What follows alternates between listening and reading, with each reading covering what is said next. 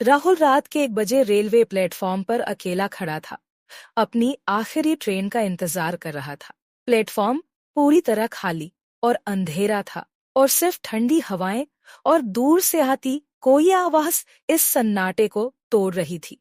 कुछ अजीब सा लगा, जैसे कोई दूर से उस पर नजर रखे हुए है। उसने इधर उधर देखा, पर वहां कोई नहीं था।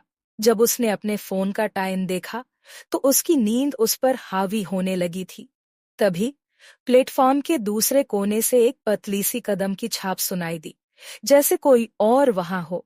राहुल ने उधर देखा, पर प्लेटफॉर्म खाली था। उसके दिल की धड़कन तेज हो गई। थोड़ी देर तक चुपचाप वहां खड़ा रहा, पर फिर कदम बढ़ाने लगा कि उसकी आंखों के सामने एक साया दिखाई दिया।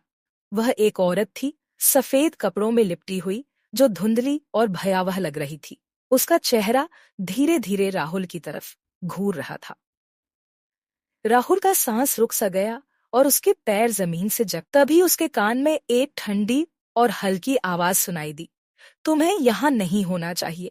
राहुल पलटकर भागने की कोशिश करने लगा, लेकिन उसके पैर जैसे जकड़ गए थे। वह औरत अब उसके करीब आ गई थी।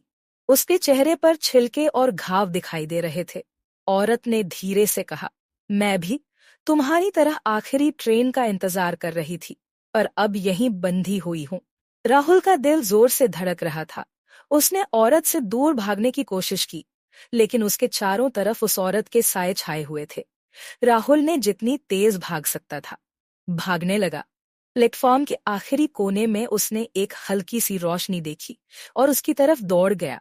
लेकिन जैसे ही वह रोशनी के पास पहुंचा, वह धीरे धीरे बुझ गई और वह अंधेरे में खो गया।